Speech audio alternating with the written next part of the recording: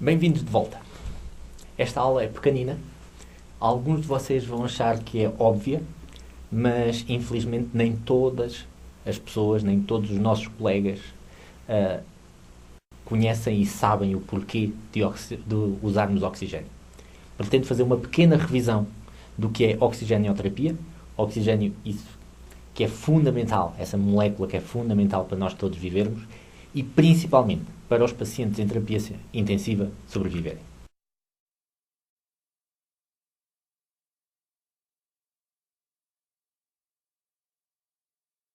Já falámos várias vezes, nunca é demais repetir. Oxigênio deve ser administrado em todos os pacientes após um trauma e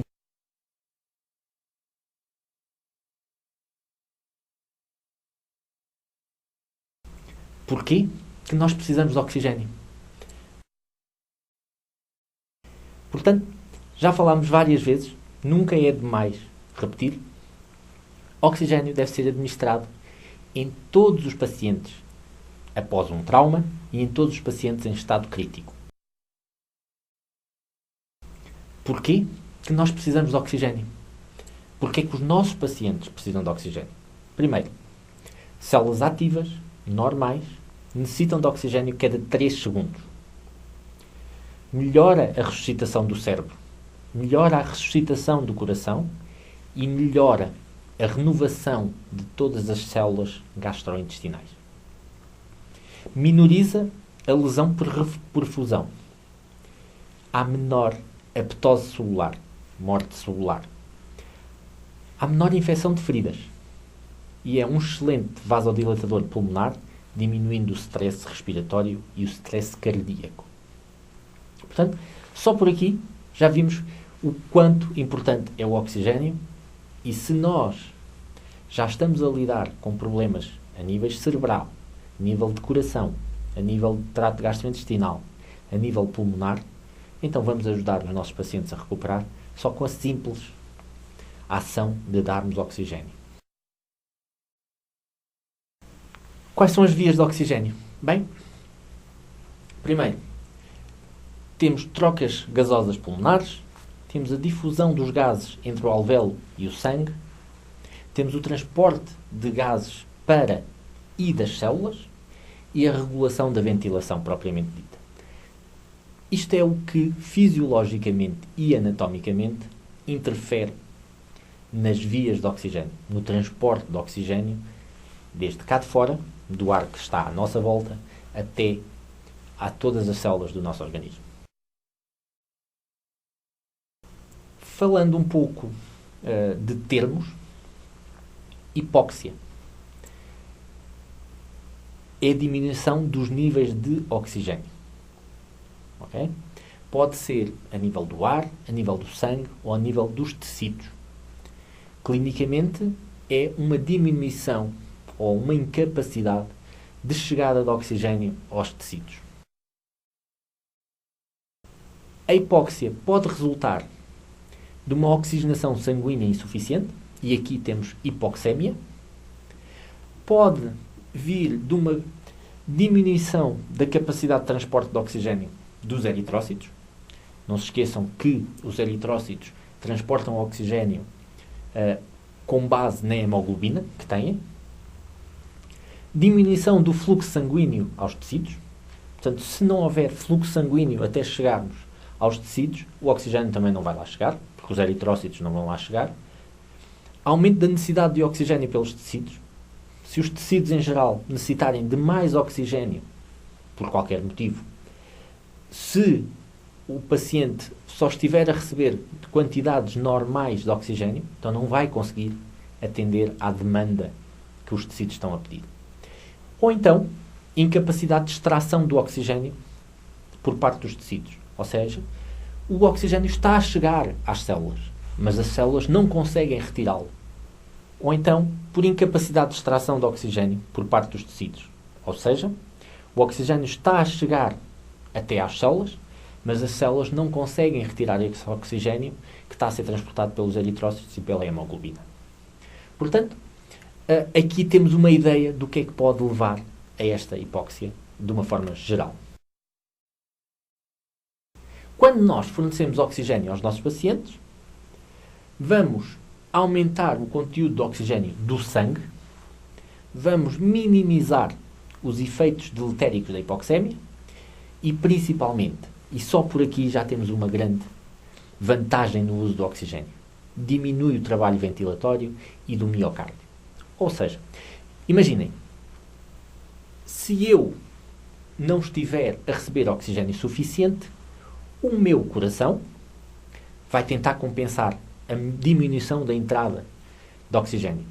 O que é que vai fazer? Aumenta o seu trabalho cardíaco para que os eritrócitos que eu tenho, os glóbulos vermelhos que eu tenho, andem mais rápido a transportar o oxigênio. O meu organismo, se eu não estiver a receber oxigênio suficiente, vai dar informação para eu aumentar o meu trabalho ventilatório, portanto, o meu esforço de respiração. Vou respirar de uma forma mais profunda e mais trabalhosa. O meu coração vai aumentar a frequência cardíaca. Ora bem, todo este esforço orgânico vai ajudar a compensar a minha falta de oxigênio durante os primeiros momentos. Não durante muito tempo. Porque para o meu coração trabalhar mais, para os meus músculos respiratórios trabalharem mais, eu vou precisar de mais oxigênio ainda. Resumindo, vou consumir oxigênio rapidamente. Só o facto de eu iniciar a terapia com oxigênio vai fazer com que a minha respiração seja mais calma e o trabalho cardíaco seja menor. Não há tanto esforço cardiorrespiratório. Só aqui já estamos a melhorar o nosso paciente, independentemente da causa da hipoxigenação.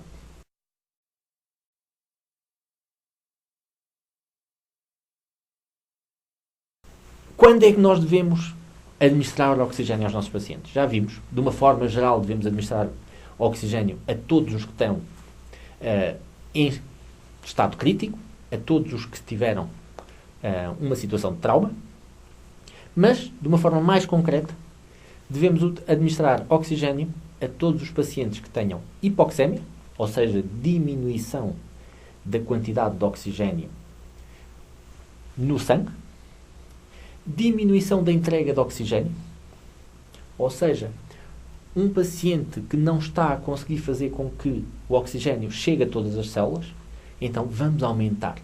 Porquê que vamos aumentar a entrada de oxigênio? Se o problema não é propriamente falta de oxigênio por si próprio. É que assim vamos aumentar a concentração de oxigênio na hemoglobina e os eritrócitos, ao transportarem, apesar de chegarem menos eritrócitos àquela célula, esses eritrócitos têm mais oxigênio para fornecer. Sempre que há aumento das necessidades de oxigênio, um paciente com sepsis, por exemplo, necessita de muito oxigênio. Um paciente em trauma craniano vai necessitar de mais oxigênio. Ele pode não estar hipoxémico, propriamente dito, porque os níveis de oxigênio que estão no sangue são os normais, mas devido ao traumatismo craniano, o seu cérebro está hipermetabólico, ou seja, está a necessitar de maiores quantidades de oxigênio.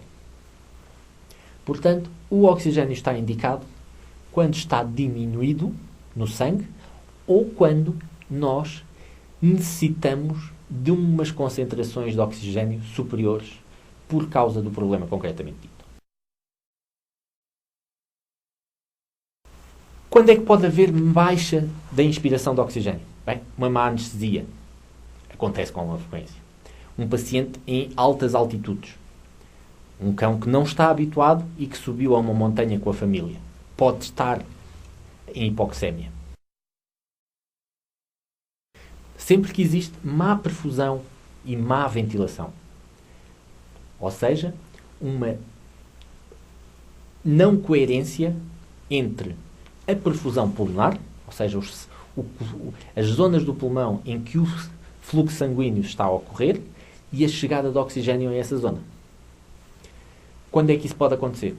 Num tromboembolismo pulmonar, por exemplo, há uma parte do pulmão que, apesar de receber oxigênio, não está a receber fluxo sanguíneo.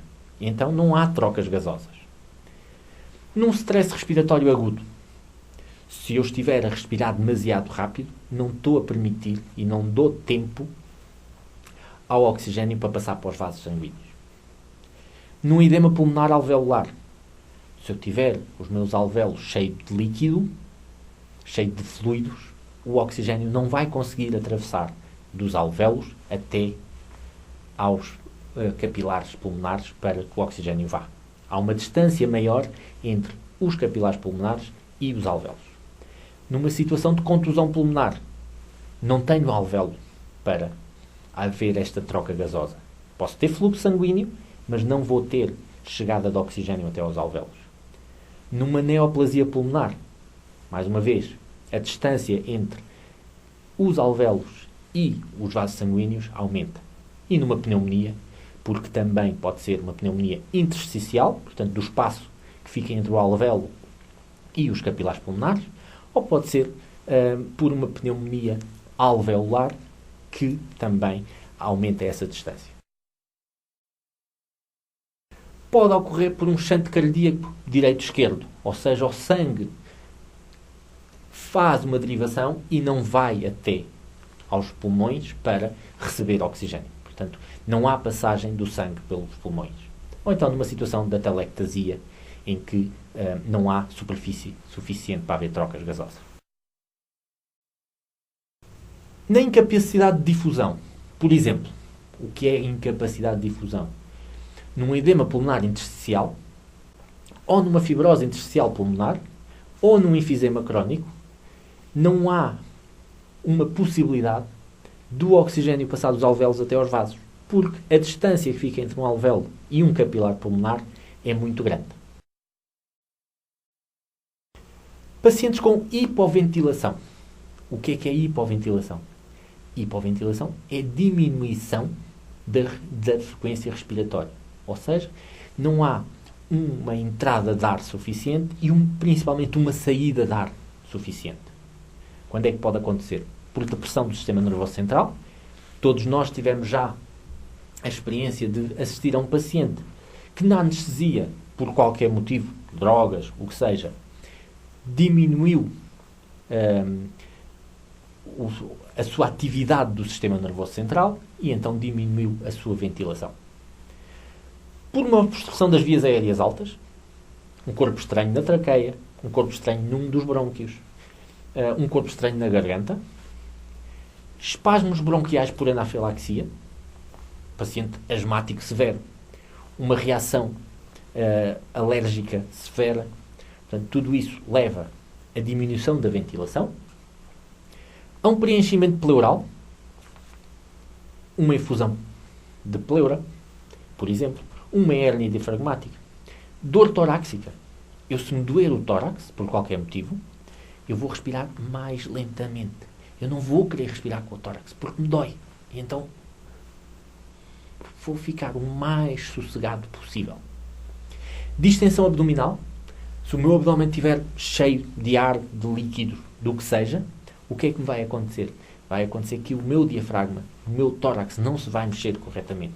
Não mexendo corretamente, leva-me a uma acumulação de CO2 e uma diminuição da entrada de O2. Um problema neuromuscular. É típico dos pacientes com paralisia por carrapatos, uma Kuhn-Aund disease, portanto uma doença causada precisamente por hemoparasitas. Temos uma variedade muito grande de polineuroradiculites que levam a uma desordem neuromuscular, impedindo a que haja uma movimentação dos músculos respiratórios, impedindo o paciente de ventilar, então levando a hipoventilação.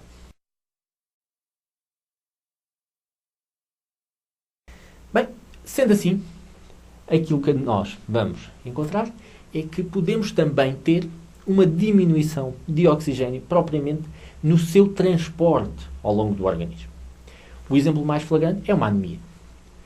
Eu posso estar a receber oxigênio, mas se eu não tiver glóbulos vermelhos, hemoglobina para transportar esse oxigênio, o meu organismo vai se ressentir com diminuição do oxigênio.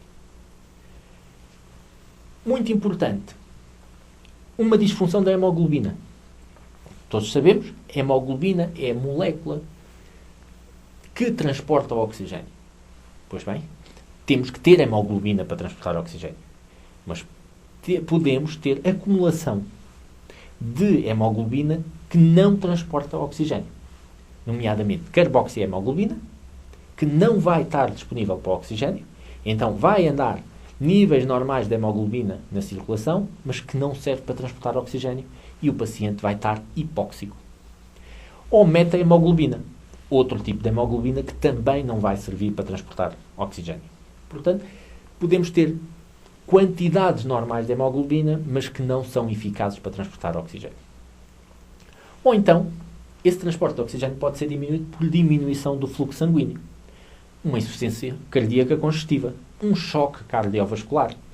Tudo o que faça com que o sangue não consiga andar nos vasos sanguíneos às velocidades que deveria ser. Fazendo assim com que haja um atraso ou uma não entrega de oxigênio às células. Pacientes com hipertermia, febre, golpe de calor, hipertermia maligna, também vão ter problemas a esse nível de entregas de oxigênio e consomem mais oxigênio.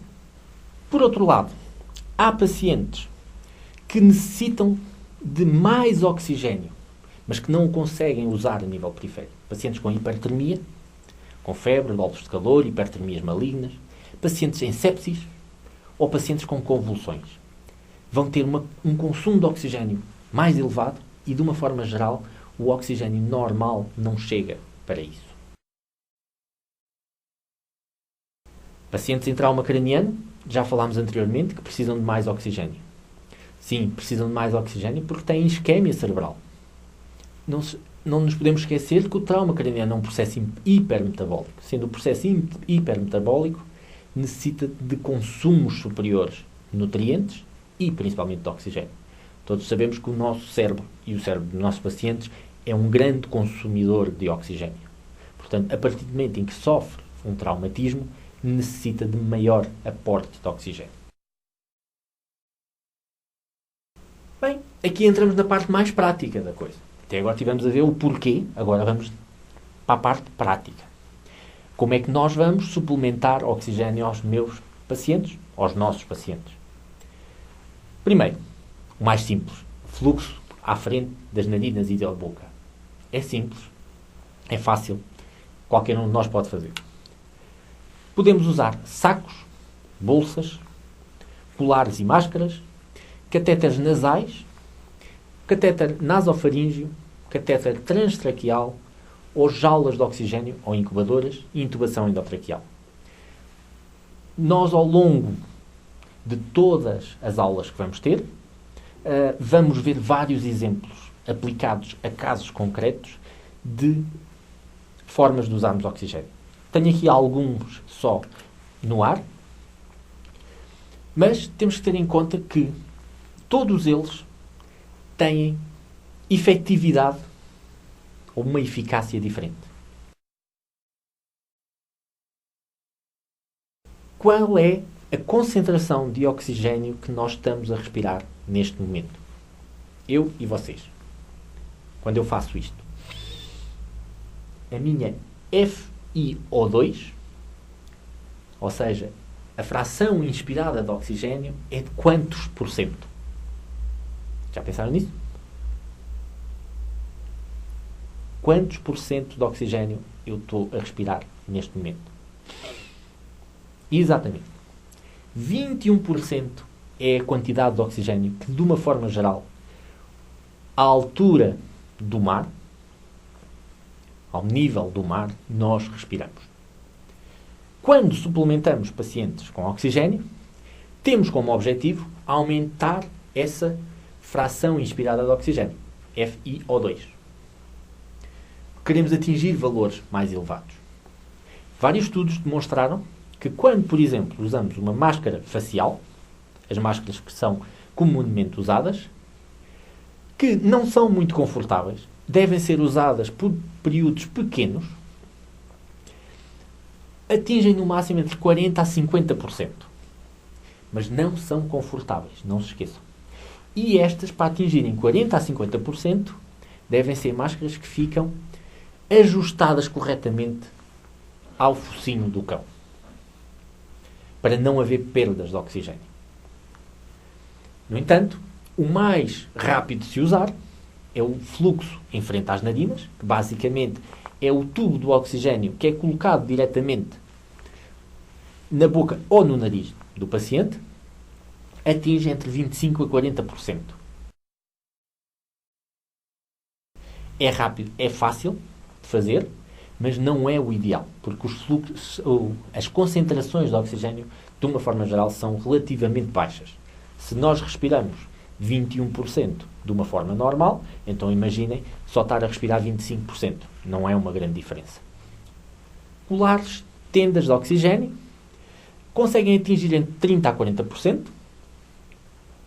Há pacientes que não gostam de ter uma bolsa ou um colar isabelino à volta, mas tem alguma eficácia. Catéter nasal. Catéter nasal, quando precisamos de usar durante 2, 3 dias, é o ideal.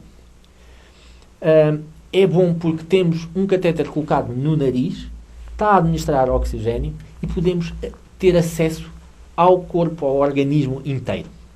Portanto, é uma boa forma de nós mantermos uma monitorização correta ao paciente. E reparem que a FiO2 desse catéter nasal anda entre os 30% e os 50%. Depois temos o catéter intratraqueal. O catéter intratraqueal basicamente é colocarmos um catéter diretamente na traqueia. Conseguimos atingir até 60% das FiO2. Parece muito agressivo, mas há muitos pacientes que toleram mais facilmente ter um catéter colocado diretamente na traqueia do que um catéter nasal. Principalmente certos gatos que não gostam de ter nada no nariz e que na traqueia toleram mais facilmente. Jaulas de oxigênio. Bem, são úteis em terapias mais prolongadas. Atingem FiO2 de 50%, 40% a 50%. No entanto, são as mais dispendiosas de todas.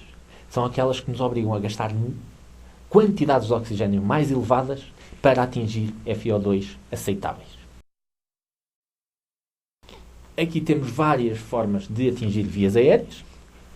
Quanto é que uma intubação endotraqueal, que vocês conseguem ver mais em baixo, uma intubação endotraqueal consegue atingir de FiO2, fração inspirada de oxigênio. É o único método de terapia com oxigênio que consegue atingir os 100%. Portanto, se realmente o nosso paciente está gravemente hipóxico, a única forma que nós temos correta é de colocarmos um tubo na traqueia dele e fornecer 100% de oxigênio. Aqui temos vários exemplos de intubação endotraqueal.